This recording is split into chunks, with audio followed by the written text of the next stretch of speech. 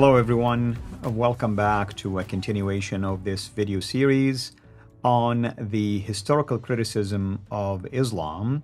And last time we talked about the problem of the sources, meaning the sources that allegedly support the existence of something called the standard Islamic narrative. Today we're going to continue with that theme, which is the problem with sources, and we talk about the witnesses, and we want to see when did these witnesses live?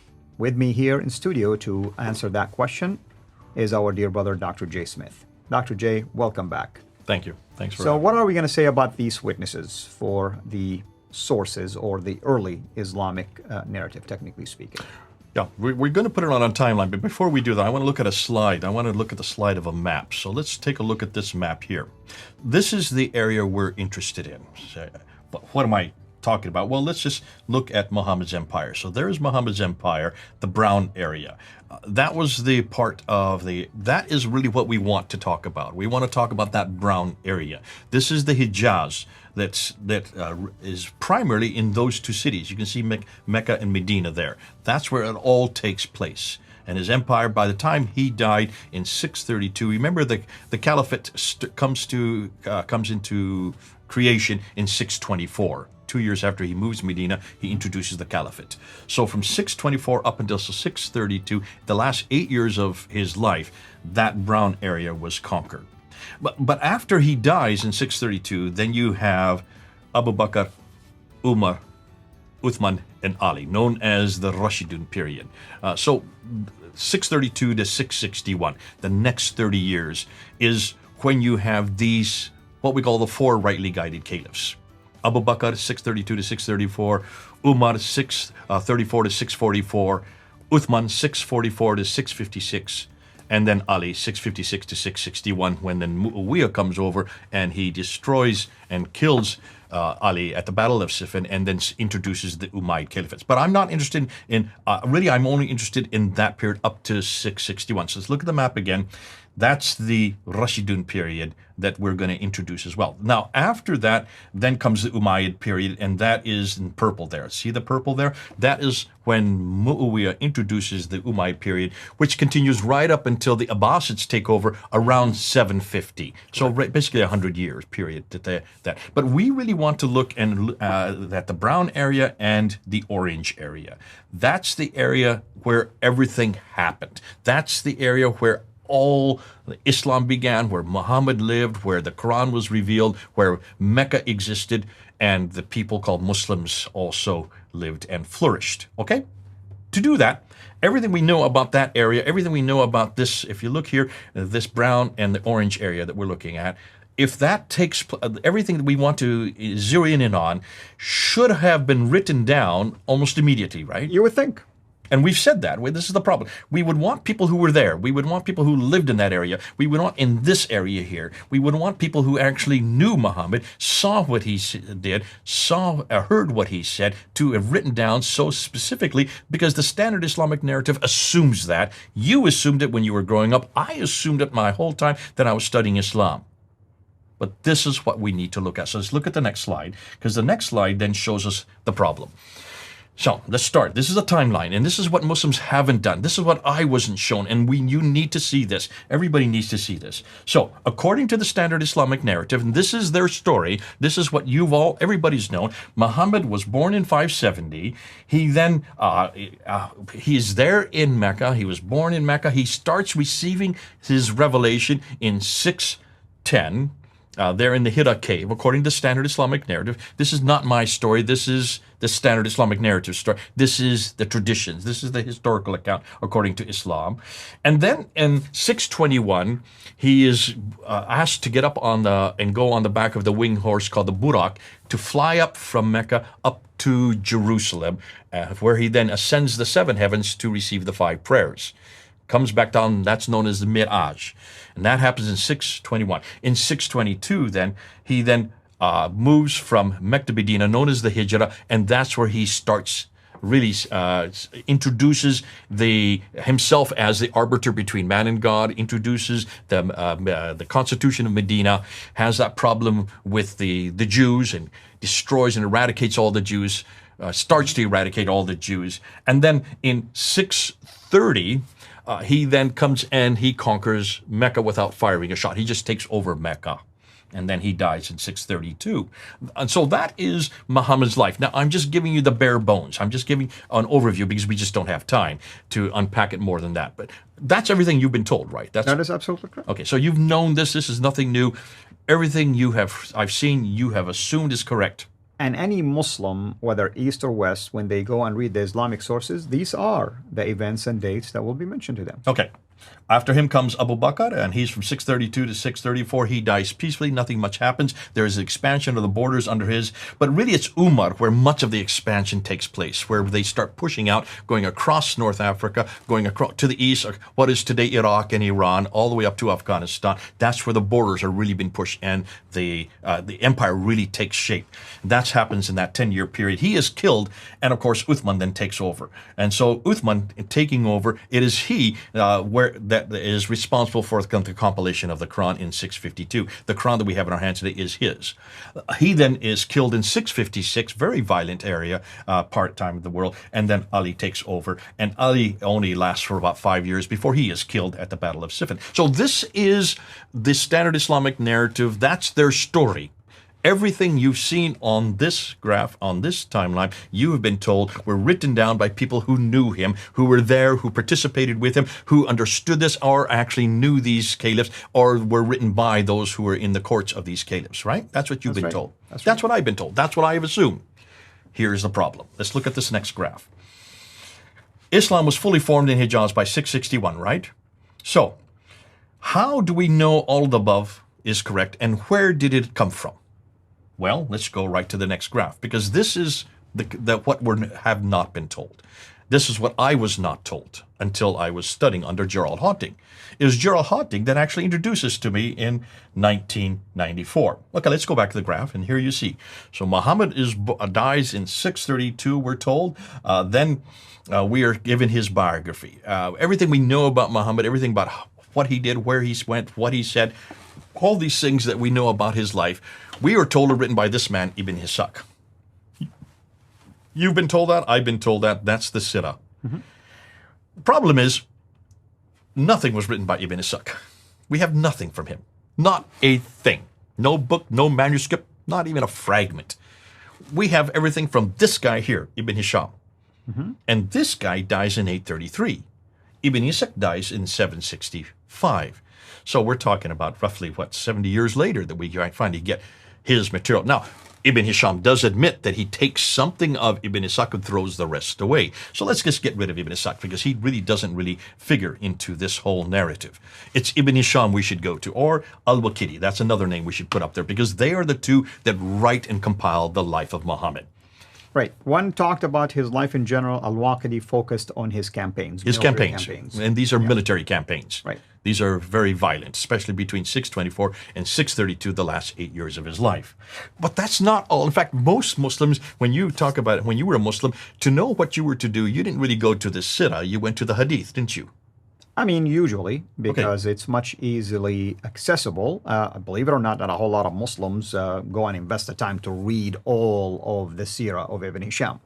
But it's the Hadith that tell you how to walk, talk, eat, drink, sleep, everything you're to do. That's true. 24/7 is from the Hadith. So if you look up on the timeline there, I've got the Hadith in blue, okay? So when were they written down? Because they are much more comprehensive. They are more important for Muslims because that is how they're to live. They're to follow what Muhammad said. So who is the first one to write the Hadith down? Now, well, we know of Bukhari. Okay, and you've always assumed Bukhari was there with Muhammad to know what he said, right? Well, I mean, either there with Muhammad, or at least I assume that the people who reported to him somehow were connected to Muhammad, or there's eyewitnesses, technically speaking. Okay, well, look at where Muhammad died. These are all death dates, by the way. Just so everybody knows, I always put the death date because that's how we do it in academia. You always put the day he died. Now, that means that he did not write everything on the day he died or the year he died, probably in the earliest 20 years before he died. But the reason we put the death date because that would be the last revision. That would be the last canon of his writings. Could not be after that. It would have to be either 870 or previous 25 years before that. So let people look 240 years. Okay, we're getting to that. Hold on, you're I'm jumping just the trying gun. to point people. Well, hold on, we're going to get why to that. This is, well, I'm Just put the interacting dates here down. with the data, right? Good man, good man. Yeah. It's not just Al-Bukhari we know. We also have Sahih Muslim writes another hadith. We also have Al-Tirmidhi. We also have Ibn Majah. We also have Abu Dawud. And we have An-Nasai. These are the 6 authoritative hadith. For the Sunnis. For the Sunnis, not for the Shiites, for the Sunnis. And remember, Sunnis make up 90%. So the majority of Muslims look at these dates, look at these individuals, look at this material. This is the hadith right here, okay? So that is absolutely sacrosanct. But look at that. We're going to get to the dates now. I just want to put them up there in the timeline. There's still 2 more genres that we need to look at. One is the tafsir and the other is the tahrikh. I just want to point them up there. That's Tabari. All right? Let's then come back and let's unpack what you were trying to get at, because that is highly important. Yeah. These are the ones who tell you how to walk, talk, eat, drink, sleep. How every Muslim is to live is to follow these guys right here. And they are started with Al-Bukhari, Muslim, Tirmidhi, Majah, Dawud, and An-Nasai. And the first 2 are a big deal because we call them sahih, meaning the authentic. It's almost as good as the Quran, technically speaking. Without error. Exactly. Without error. That's what I've always been told. That's what you've always been told. And we assume, okay, if they're without error, that means they were there. They heard this. They were eyewitnesses to this. But look when they died, 870, 875, 884, 887, 899, 950. That's the 9th and 10th century. The same with Ibn Hisham al-Waqidi. That's the 9th century. Muhammad yet was born, died in 632. That's his death date. And we then ended with the Tafsir al-Tarikh, which is Al-Tabari, and 923, 10th century. So let's just look up there and notice how many years. Well, right here we have 200 years span between the death of Muhammad. Notice the death of Muhammad and the death of Ibn Hisham. Why is that a problem? Well, it is a problem. Let's assume for the sake of argument, Ibn Hisham lived to be 100 years old. He still started it, at least was born 100 years after the death of Muhammad. So he's not an eyewitness. That's a problem. Okay, that's a problem. And why do you want an eyewitness? Well, you want an eyewitness because at least an eyewitness can collaborate what is written to support the events, to support the saying, to support many of the social and religious and other aspects of the life of Muhammad, because he's the model, right? I mean, so if there's an accident on the streets outside, what do the police do? They put up a sign there, and they put the day, they put the time, and then they say there's a phone number. They said, if any of you saw this accident, please call this number. Why? Because they've heard already the testimony of both the individuals who were in the accident. They want to see some outside eyewitness. They want to see corroborative evidence. They don't want you or me to come up and say, well, I heard from so-and-so, from so-and-so, from so, that this is what happened. No, they want to actually see people who were actually there. And that's all we're asking, are we not? Exactly. But none of these are eyewitnesses. No. 200 years? I mean, it's a miracle if Ibn Hisham lived for 200 years. And even if he lived for 200 years, that's after the death of Muhammad. So until you saw these dates before, did you know that Ibn Hisham or Al-Bukhari were not eyewitnesses? You know, here's the thing about Islam, by the way, Jay. I mean, as a Muslim, first you don't look at these dates, and even if you see them, somehow you're blinded to even question them. And then you get into what we call the chain of narration, and you start believing in the fact that, oh, these are trustworthy men who reported all of these events. Explain that right there. The chain of narration. What are you talking about? Well, we're talking about somebody who heard from the Prophet, right? And he reported it to someone else, and that someone else reported to someone else. It's almost like a couple of generations going through all the way until you get to the time of Bukhari, and he started to collect those. So this is called isnad. That's right. And isnad means oral tradition. Yes. So so-and-so who got it from so-and-so, who got it from so-and-so, who got it from so-and-so, who got it from the Prophet. 200 years of these names of narration. And yes, and the isnad gives you the matn, which is the content of the hadith. That's why we see sometimes Bukhari will report the same thing 3 or 4 different ways. Contradict, especially Al-Tabari. He is well known for this. In fact, he takes all kinds of contradictory material, just slaps it up there, puts it out there, and lets you, the reader, decide which one is authentic. That's right. That's right. So the isnad are chain of oral tradition. This is called oral tradition. Did any of those, the names within the isnad, did they write anything down? Well, it's oral. So they didn't write anything Everything down. oral. And this is what happened when people began to point this basically at least the first 400 years of Islam, they came up with a science called the science of men, ilm al-rijal, meaning now you have to analyze the characters of these people. And if one of them is a liar, you kind of like feel like the chain is broken now. You have a problem. You and I know what that means when it comes to Hafs, of course. So when it says one is lying, why is it people are attributed with lying? Because that doesn't fit the narrative that, as we're going to see, the Abbasid narrative. But before we finish with this timeline, I want to put up this character here, because this guy is pretty important, Abdul Malik. As we're going to find out as we're going to go through the series, Abdul Malik is really influential. Now, I'm not going to tell you why. I want you to tell me, why is he influential? Well, Abdul Malik is influential for a number of reasons. He's the guy, for instance, who built the Dome of the Rock. Okay. He's the guy that has a lot of Islamic coins that were basically implemented. He is the guy, in my view, based on the data that we know today, that have really collected a whole lot of things related to the book, the man, and the place, technically speaking, or at least spearheaded all of that. Not the place. In a formal, at least the man. Not the place. Yeah. And I'm also going to dispute that he was the one that had coins that have to do with Islam. I'm going to dispute that even, but that's coming later. Because that has nothing to do with Islam. But the Shahada, of course, began to emerge at that time also. Okay, but the name Muhammad was introduced by him on the coins and on the Dome of the Rock and on the protocols. The word or the title Muhammad was introduced by him. And we do know that the reference to people called Muslims or Islam, some have attributed that to him. So he's pretty important. But look at how much timeline is, how many years between him and Ibn Hisham. We have 141 years. Yes. Even that is huge, right? Of course. But he is not that important to me. It's these people that are important to me. Why are these people? Why do you think? Now, you don't know what I'm going to say, but I'd like to see what you're going to say. Certainly. Really, if for any person who studied the history of these caliphate, you'll notice that the Abbasides were a big deal when it came to formally, basically developing collections, like hadith, for instance, the tafsir. You have many other things that began to be very important for them. In other words, they wanted sources to back up decisions, to back up traditions, to back up many things. But, like you stated it earlier, they were skeptic about things that contradicted what they wanted. Okay, I'm going to go one step further. I'm going to say now, at the very beginning, we're just beginning this whole series, I'm going to say everything we know about Islam today is because of them. Like I said, they formalized the process. Oh, they created the process. I don't even say formalize. Abdul Malik did not create Islam. What I mean by formalized, they took what's there and they began to embellish it, develop it, and now gave you sources to look at. I'm going to say that the Muhammad that we know today is an Abbasid Muhammad. The Quran that we know today is an Abbasid Quran. The city of Mecca that we know today is an Abbasid Mecca. The people called Muslims that we know today is an Abbasid Muslims, and Islam as we know today. The 5 things that we've been looking for from the 7th century are all because of the Abbasids. Can you mention why? I know why you said the Quran we have today is an Abbasid Quran. If you can elaborate a little bit. Just look at this timeline here. But why? Bring back the specific person. I'm showing it. Yeah. Everything we know about Islam comes from these individuals, right? Notice they all come after 84 years is when they come after. That's why I took Ibn Ishaq down there, because Ibn Ishaq was not good enough.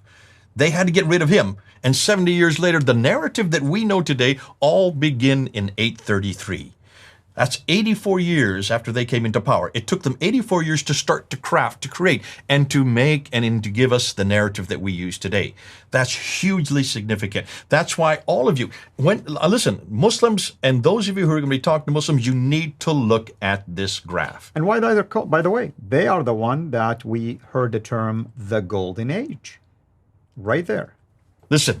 We're going to see so many things. The 5 prayers that we know about, they're not 5 prayers in the Quran. There are only 3. Absolutely not. I challenge any Muslim to show us 5 prayers in the Quran. They come from Al-Bukhari. The stories about Muhammad, all the stories about his wives, all the stories about these raids, everything we know about Muhammad living in Medina and Mecca, everything we know about Islam comes from these individuals. And you're going to talk about it, I know, but Abbasides, by the way, named after, allegedly, the uncle of Muhammad, Abbas, and there is a tie to the Shia Islam.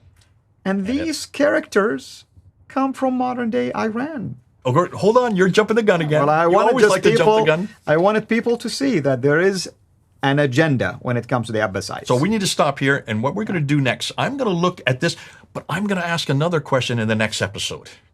Do we not have the same problem in Christianity? Well, I mean, it's a fair question, of course. I mean, I used to ask it when I was a Muslim, and we need to, assume someone is asking us the same thing right now, and it's a fair question that has to be addressed. So I'm going to show just how great Christianity is historically, looking at another timeline, just like this, and ask the same question. Absolutely. As always, thank you so much. Thank you, everyone. Hopefully you are enjoying this series. You can see why this is interactive. We yell at each other, but we're doing it because we are excited about the topic and we love one another, and we hope that you too will use this material really to open the door for these kind of discussions with your Muslim friends. I mean, remember, in the past, our Muslim friends will always tell us, your Bible is corrupt. And Jesus never said this, and you cannot prove that he existed at this time, or look at this manuscript evidence that does not back up your dates. Okay, well, I have to say this: those days are over, and we'll show you why next time. Have a blessed day.